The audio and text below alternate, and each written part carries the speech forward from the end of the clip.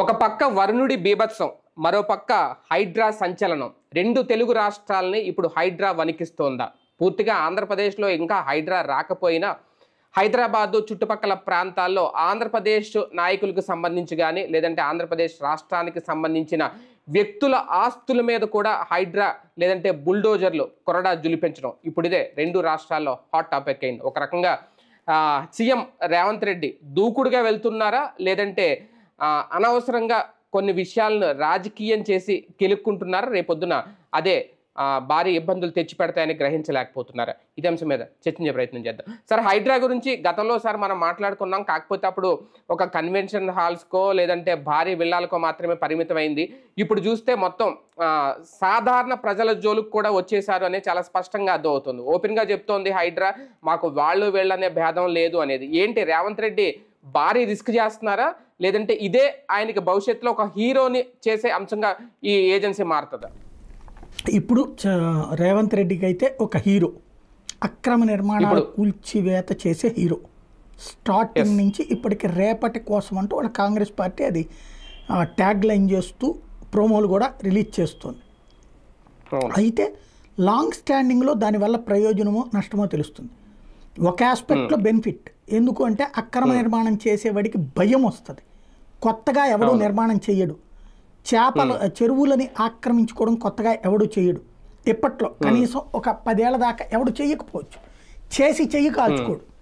ఇంకా అదే సందర్భంలో ఇప్పుడున్నటువంటి చెరువులలో కట్టుకున్నటువంటి ప్రతి ఒక్కడికి ఒక భయం, వణుకు ఉంటుంది, ఎప్పుడు కూల్చేస్తారో అన్నటువంటి.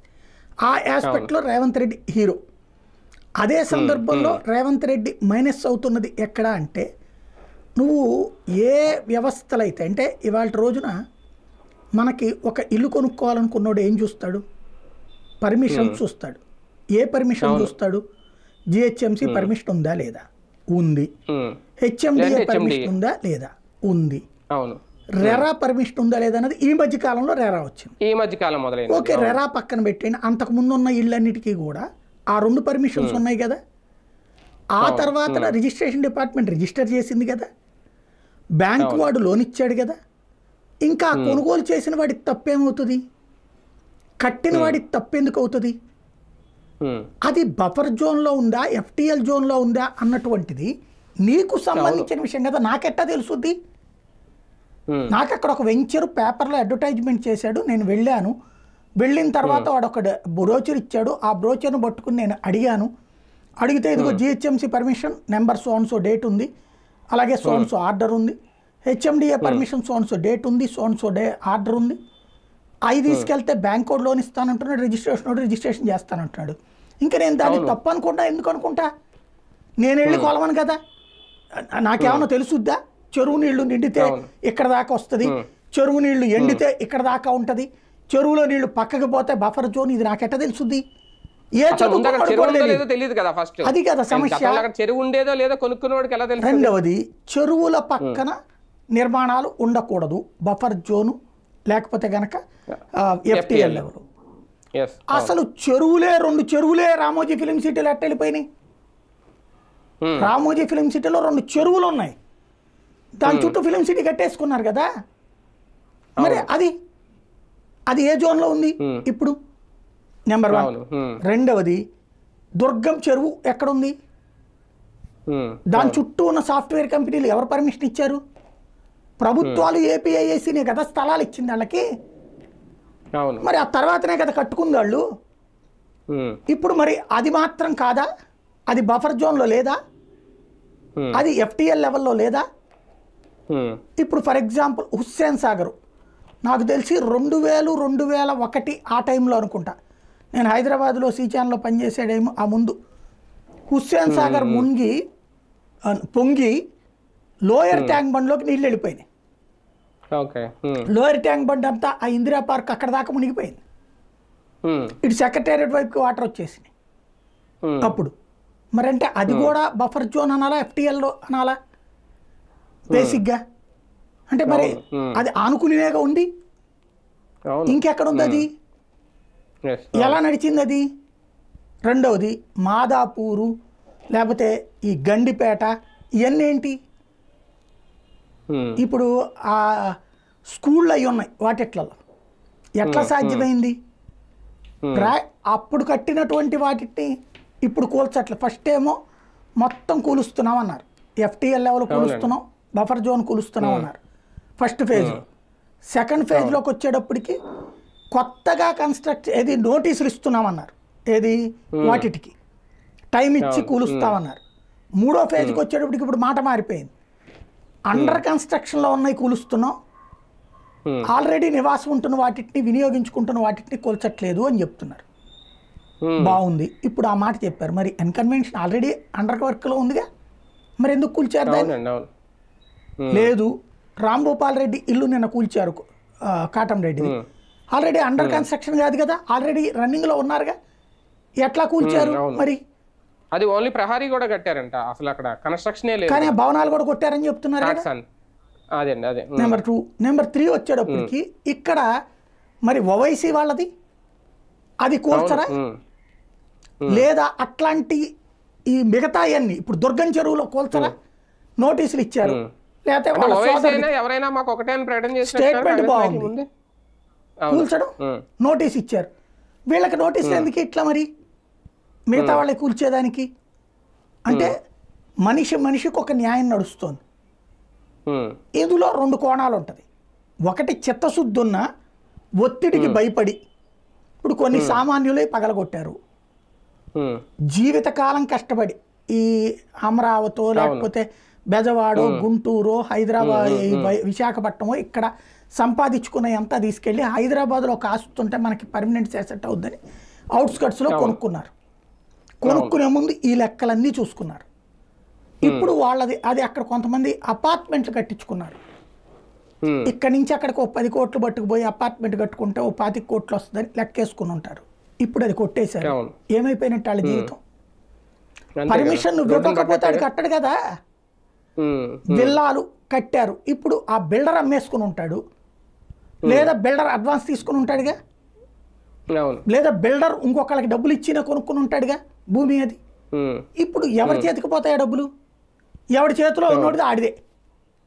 రెండవది అసలు కొనుగోలుదారు మునిగిపోతాడు. ఇప్పుడు బిల్డరు కొనుగోలుదారుడికి డబ్బులు ఇయ్యడు, కొనుగోలుదారు అడ్వాన్స్ ఇవ్వడం. అదే సందర్భంలో బిల్డర్కి స్థలం ఇచ్చినటువంటి వాడు వాడి స్థలం ఆడి దగ్గరే ఉంటుంది. మధ్యలో ఏంటి? ఇందులో ఎన్ని లీగల్ లిటిగేషన్స్ ఉన్నాయి?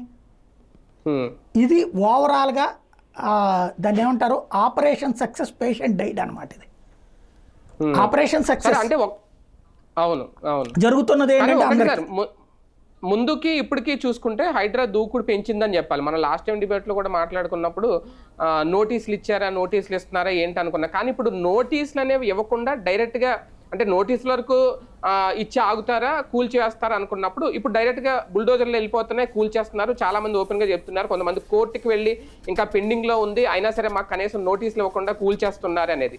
ఏంటి ఇక్కడ హైడ్రా దూకుడు పెంచిందని అనుకోవాలా ఒక రకంగా, లేదంటే దీని వెనక ఓటు బ్యాంక్ రాజకీయమో, లేదంటే రేవంత్ రెడ్డి గత ప్రభుత్వానికి సంబంధించిన ముఖ్య నేతల్ని టార్గెట్ చేస్తూ సాధారణ వ్యక్తుల ఆస్తుల జోలికి కూడా వచ్చేస్తున్నారు? ఇక్కడ రెండు కోణాలు ఏంటంటే, ఒకటి మొన్నటికి ఇప్పటికీ దూకుడు పెంచింది ఏంటి అంటే, ఎవరికైతే అండలేదో లేదంటే ఎవరైతే ఏమి చెయ్యలేరో వాళ్ళై, ఎవరైతే ఏమైనా చేయగలిగిన వాళ్ళ జోలికి పోవట్లా. నేను చెప్పినట్టు RFCలో ఉన్నాయా లేవా చెరువులు, మరి ఆ చెరువుల రక్షణకి ఏం చర్యలు తీసుకున్నట్టు? వాళ్ళే చెరువుగా ఉంచారు అంటే మరి అప్పుడు మిగతా వాళ్ళని కూడా చెరువుగా ఉంచమంటే సరిపోతుంది కదా. లేదు, దుర్గం చెరువు దగ్గర ఉన్న వాళ్ళకి నోటీసులు ఎందుకు ఇవ్వాలి? వాళ్ళ సోదరుడిది నోటీస్ ఎందుకు ఇవ్వాలి? ఆయనకే తెలియదు అన్నాడు FTL. ఆయనే చెప్పాడు కదా నాకే తెలియదు FTL అని, పర్మిషన్ ఉంది కాబట్టి కొనుక్కున్నాను అన్నాడు కదా. మరి మిగతా వాళ్ళు కూడా అంతే కదా, మన వాళ్ళకి నోటీసులు మిగతా వాళ్ళకి కూల్చివేతలు. ఎలా ఇది? ఇందులో కాంగ్రెస్కి సంబంధించిన పల్లన్ రాజు వాళ్ళ సోదరుడు ఎవరిదో కూల్చింది, ఇప్పుడు ఈ కాటసాని రాంభూపాల్ రెడ్డిది. ఇవి పొలిటికల్, మిగతా అన్ని బేసిక్గా ఇక్కడ ఏం జరుగుతున్నది? ఒకటి ఇదే హైదరాబాద్ రియల్ ఎస్టేట్ని ఒక కుదుపుకి గురి చేయటం, భయపెట్టడం. కుదుపు వచ్చేసింది, కుదుపు గురి అయిపోయింది, పడిపోయింది. ఇవాళ ఇంకెవడు కొండవు, ఎందుకంటే కొంట అసలు ఏ రోజున సమస్య లేదు. అపార్ట్మెంట్ ఉంటుందో తెలియదు, ఆ ఇల్లు ఉంటుందో లేదో తెలియదు, అవును ఎవడు కొంటాడు నెంబర్ 1. దీని బదులు ఈ ఇంపాక్ట్ తీసుకెళ్లి ముచ్చర్లలో డెవలప్ చేసుకోవడానికన్నా అయి ఉండాలి. ఆహా ఓకే ముచ్చర్ల అని కొత్త నగరం అని అనౌన్స్ చేశారు కదా, అక్కడ చేయడానికి అన్న అయి ఉండాలి. అంటే రేవంత్ రెడ్డి బ్రాండ్ తో ఒక నగరాన్ని సృష్టించే ప్రయత్నం కూడా ఉండొచ్చు. ఆ నగరం సృష్టించబడాలంటే ఈ నగరం విధ్వంసం అవ్వాలా? ఓకే ఇది అసలు సమస్య. లేదా ఆంధ్రప్రదేశ్లో డెవలప్ కావడం కోసం అక్కడ కొడుతున్నారా, అది కూడా తేల్చుకోవాలి. మంచిదే అది కూడా. అట్లాగే ఆ ఉద్దేశంతో అయితే ఆంధ్ర వాళ్ళకి హ్యాపీ బేసిక్గా. అయితే ఈ లోపు ఇక్కడ రావడం వల్ల దెబ్బయింది. అదే అండి, హైడ్రా దూకుడు అనే పదం ఎందుకు వాడాల్సి వచ్చింది అంటే రీసర్వేల కోసం కోర్టులకు వెళ్తున్నా సరే బాధితులు వాళ్ళకి అవకాశం ఇవ్వకపోవడం, రీసర్వేలకు వెళ్ళారు అని తెలిసిన ప్రాంతాల్లోనే ఇమీడియట్ గా బుల్డోజర్లు వెళ్ళి అక్కడ ఉన్న అక్రమ నిర్మాణాలని కూల్చేస్తున్నారంట. అంటే టార్గెట్ ఏంటి అనేది ఇక్కడ రేవంత్. సింపుల్ ఏంటంటే శని ఆదివారాలు అయితే కోర్టుకు వెళ్తే ఎమర్జెన్సీగా తీసుకోరు హౌస్ మోషన్ పిటిషన్స్, కాబట్టి ఆ టైంలో కూలగొడుతున్నారు. మీరు చూడండి, ప్రతి శని ఆదివారాలు కొడుతున్నారు. అవునండి అవును. మిగతా రోజుల్లో వచ్చేటప్పటికి ఏదో అక్కడక్కడ టచ్ చేసి చూపెడుతున్నారు అనమాట. ఎక్కడ ఏది కొడుతున్నారో ముందు చెప్పట్ల. ఇందులో నాకు కనిపించిన కోణం ఏంటంటే, ఒకటి కాంగ్రెస్కి అనుకూలంగా రేవంత్ రెడ్డికి అనుకూలంగా ఉండే వాళ్ళ జోలికి అయితే పోవట్లేదు. ఇది పక్కా సొంతగా వాళ్ళ సోదరుడిదే కనబడింది, ఓవైసీదే కనబడింది. అలాగే వీళ్ళకి అనుకూలంగా ఉన్నటువంటి వాళ్ళది నోటీసులు అయితే ఇచ్చారు. ఫస్ట్ నోటీసులు ఏం చేసుకుని నేలకి గీసుకోవడానికి బేసిక్గా నోటీస్. మరి వీళ్ళకి ఎందుకు ఇవ్వకూడదు నోటీసులు? వీళ్ళకి కూడా నోటీసులు ఇవ్వచ్చుగా. నోటీస్ ఇవ్వడం అంటే అర్థం ఏంటి? కోర్టుకు వెళ్ళి స్టే తెచ్చుకోమని. ఇప్పుడు మీరు గబక్కని మీ ఇల్లు కూలగొడుతున్నారని అని గబక్కని వెళ్ళారనుకోండి, ఆధారం ఏంటని అడుగుద్ది కోర్టు. నోటీస్ చేతిలో ఉంటే నోటీస్ని అడ్డం పెట్టుకుని రావచ్చు. ఇప్పుడు మీరు చూడండి, అప్పట్లో జగను ఈ ప్రజావేదిక కూల్చినప్పుడు మిగతా వాళ్ళందరికీ నోటీసులు ఇచ్చాడు. నోటీసులు ఇస్తే కోర్టు స్టే ఇచ్చేసింది కదా. అవన్నీ కృష్ణానది లోపల ఉన్నాయని తెలుసుగా. ఇక్కడ మన రాష్ట్రంలో ఒక విచిత్రమైన డైలాగ్ ఉంటుంది అనమాట. కృష్ణానది కరకట్ట వెనకాల ఉన్న వాటినేమో సమర్థిస్తారు, అది తీయాలనుకుంటే జగన్మోహన్ రెడ్డి రాక్షసుడు అవుతాడు. అదే అక్కడ చెరువుల దగ్గర కట్టేటట్టయితే కనుక దాన్ని కూలగొడుతున్నటువంటి రేవంత్ రెడ్డి దేవుడు అవుతాడు. ఇది తేడా. ఒకటిసారి అధికారుల విషయంలో కూడా ఏమైనా థ్రెట్ ఉందా? ఎందుకంటే హెచ్ఎండిఏ అనుమతి తీసుకొనో జిహెచ్ఎంసి అనుమతి తీసుకొనో ఇవన్నీ నిర్మాణాలు చేపట్టినాయే. నిజంగా అవి ఆక్రమణలు అయితేనో లేదంటే అన్యాక్రాంతమైన చెరువులను కాపాడడానికే హైడ్రా లాంటి వ్యవస్థను తీసుకొస్తే ఆ అధికారుల మీద కూడా చర్యలు తీసుకోవాలా? అది గత ప్రభుత్వ తప్పిదమో, గత ప్రభుత్వ హయాంలో పనిచేసిన అధికారులు తప్పిదంగా ఇప్పుడు ఏమైనా ప్రభుత్వం చూస్తుంది? ఒక ఆస్పెక్ట్లో మంచిది. ఇకపైన బఫర్ జోన్లో ఎఫ్టీఎల్ జోన్లో ఇవ్వడానికి ఏ అధికారి ధైర్యం చేయడు. రెండవ ఆస్పెక్ట్లో నష్టం ఏంటంటే, అసలు ఎవరు ఆ పర్మిషన్ ఇచ్చిన తర్వాత అది తప్పు ఎట్లా అవుతుంది అంటున్నా. ఇచ్చేవాడికి తెలియదా? వాళ్ళే కట్టుకోమని. రెండవది ఇక్కడ పాయింట్ ఏంటంటే, ఇదివరకు ఈ జలాశయాలన్నీ కూడా తాగునీటి జలాశయాలు, మంచి వాటర్ కోసం అన్నటువంటిది. అయితే తర్వాత కాలంలో కృష్ణ నీళ్ళు వెళ్ళాక వాటి నిర్వహణ పట్టించుకోవడం మానేశారు. సమస్యల్లా ఎక్కడొస్తుందంటే, గతంలో ఉన్న చెరువులు 102, 103 ఉన్నాయి అక్కడ హైదరాబాద్. వాటిట్లో కొన్ని అసలు ప్లేసే లేదు. ఇప్పుడు చెరువే కనబడవు. చెరువులు ఏరియాలు అయిపోయినాయి అక్కడ. ఇప్పుడు ఆ ఏరియాలన్నీ కొల్లగొట్టగలరా? బేసిక్గా ఒక పొలిటికల్ హల్చల్ నడుస్తుంది కొన్ని రోజులు. సేమ్ టైం మధ్యతరగతి నాశనం అయిపోతారు, ఎగువ మధ్యతరగతి పేదల కిందకు మారిపోతారు, సర్వనాశనం అయిపోతారు. అదే సందర్భంలో హీరో వర్షిప్ రేవంత్కి వస్తుంది. క్రమక్రమంగా ఆంధ్ర ప్రాంత వాసులు ఉన్న ప్రాంతాల మీదే ఇప్పుడు హైడ్రా ఎక్కువ కొరడా జులిపిస్తోంది అనేది కూడా ఇప్పుడు. ఎందుకంటే చెరువులు మీరు అన్నట్టు చాలా చోట్ల చెరువులు లేవు. గతంలో మనం కూడా జమ్నీలు ఉన్నప్పుడు చేసాం. బండారి లేఅవుట్ లాంటి ప్రాంతాలు మునిగిపోయినంటే అప్పుడు పెద్ద పెద్ద చెరువులు ఉండే అంటే ఇప్పుడు అసలు చెరువులే లేవు అనేది. ఇప్పుడు ఆ ప్రాంతాలను కూడా టచ్ చేయడం ఆంధ్ర రాజకీయానికి రేపొద్దున సపోర్ట్ అవుతుందా, లేదంటే అదే రేవంత్ రెడ్డికి ఇబ్బంది ఏమైనా తెచ్చి పెడుతుందా? అంటే ఆ ఓట్ బ్యాంక్ అంతా కూడా కొలాప్స్ అయిపోదా? ఆంధ్రాని టార్గెట్ చేయడానికి నేను అనుకోవట్లేదు, టీఆర్ఎస్ వాళ్ళని టార్గెట్ చేయడానికి అనుకుంటున్నాను. టీఆర్ఎస్ టైంలో ఎక్కువగా ఈ చేపలు ఇదే చెరువుల దగ్గర అవన్నీ ఎక్కువగా కబ్జా చేశారు, పర్మిషన్స్ ఇచ్చేసుకున్నారు ఒకప్పుడు బఫర్ జోన్లో ఎఫ్టీఎల్లో అన్నటువంటిది. వాళ్ళ ఇప్పుడు తెలుగుదేశం నుండి వెళ్ళి టీఆర్ఎస్లో చేరిన వాళ్ళు అనేక మంది లబ్ధి పొందడానికి అదే కారణమైంది. వాళ్ళు ఆర్థికంగా స్థిరపడడానికి, ఆర్థికంగా చిన్నాభిన్నం చేయడానికి ఈ ప్రయత్నం చేసి ఉండొచ్చు. అందులో. అంతేగాని అదే నిజమయ్యి ఉంటే, ఆంధ్ర వాళ్ళనే టచ్ చేయడం నిజమయ్యి ఉంటే, ఎక్కువ ఆంధ్ర వాళ్ళని టచ్ చేసి ఉంటే, అక్కడేమి వైసీపీ వాళ్ళు పెద్దగా సీన్ ఉన్నోళ్ళు కాదు కదా, తెలుగుదేశం వాళ్ళే కదా. ఇక్కడ తెలుగుదేశం వాళ్ళు దాన్ని సమర్థిస్తున్నారు సోషల్ మీడియా కానీ వీళ్ళందరూ. అంటే అర్థం ఏంటి, ఆంధ్ర వాళ్ళ మీద పెద్ద టచ్ కాదు అది, అక్కడ ఉన్నటువంటి టీఆర్ఎస్ వాళ్ళని టచ్ అయ్యి ఉండాలి. అంటే ఇప్పుడున్న ఈ సిమ్టమ్స్ చూస్తే. అవునవును సార్. కానీ దీని మీద నార్మల్గా ఒక డౌట్, జనరల్ డౌట్ ఏంటి అంటే, ఇప్పుడు ఆక్రమణదారులు ఉంటారు చాలామంది ఫ్లైఓవర్ల కింద లేదంటే రోడ్డు పక్కన ఇలాగా, వాళ్ళందరినీ ఇమీడియట్గా అవన్నీ కూల్చేస్తుంటారు. ఒకసారి రాత్రి ఆ పూరుగుడులు తగలబెట్టేస్తూ ఉంటారు. తర్వాత వాళ్ళకి ఇంకో చోట ప్లేస్మెంట్ ఇస్తారు, ప్రభుత్వ స్థలాలు ఇవ్వడమో ఇల్లు కట్టుకోమండో ఏదో అని. కానీ ఇక్కడ మిడిల్ క్లాస్ వాళ్ళకి, ఈ అపార్ట్మెంట్లు కొనుక్కున్న వాళ్ళకి, వీళ్ళందరినీ ఇప్పుడు కూల్చేస్తే రేపు ఏంటి వాళ్ళకి ఆల్టర్నేటివ్ ఒక దారి ఏమన్నా ప్రభుత్వం చూపిస్తుందా? లేదంటే మీరు చెరువులను ఆక్రమించేసుకున్నారు, మేము కొట్టేసాం, గత ప్రభుత్వం ఇచ్చిన ఉత్తర్వుల్ని అనుమతుల్ని మేము రద్దు చేసేసామని చెప్పి చేతులు దులుపుకోవడమే? ఖచ్చితంగా రెండోదే జరుగుతుంది ఇప్పుడు. ఎందుకంటే అట్లా ఇచ్చేటట్టయితే కనుక ముందు వాళ్ళకి ఇల్లు ఇచ్చి ఇక్కడ కూలిస్తే ఎవరు అబ్జెక్షన్ పెడతారు? కంటతడి పెట్టాల్సిన పరిస్థితి ఏంటి? ప్రాక్టికల్గా ఇక్కడ ప్రభుత్వం ఏంటంటే జీవితకాలం ఒక మధ్యతరగతి సంపాదించుకున్న ఆస్తిని నాశనం చేసేసింది, నడి రోడ్డు మీద వాళ్ళని మళ్ళీ పూర్గా పడేసింది. ఇప్పుడు వాడు జీవితకాలం కిస్తీలు కట్టుకోవాలి, ఇక్కడేమో ఇల్లు ఉండదు, మళ్ళీ ఇక్కడ కిస్తీ కట్టుకోవాలా, వాడు మళ్ళీ అద్దె కట్టుకోవాలా ఇంకో ఇంటికి పోయి. వాళ్ళ జీవితాలని సర్వనాశనం చేసింది. తప్పు వాళ్ళది కాదు. నేను అనేది ఏంటంటే, ఏ రాజకీయ నాయకుడు కోట్లు పెట్టి కొనుక్కున్నాడంటే అడిగి ఇది పోతే ఇంకోటి అనేది ఉంటుంది. కానీ మధ్య తరగతోడి బ్రతుకుతో చెలగాటమాడడం అనేటువంటిది అత్యంత ప్రమాదకరం, అత్యంత హేయమైన చర్య.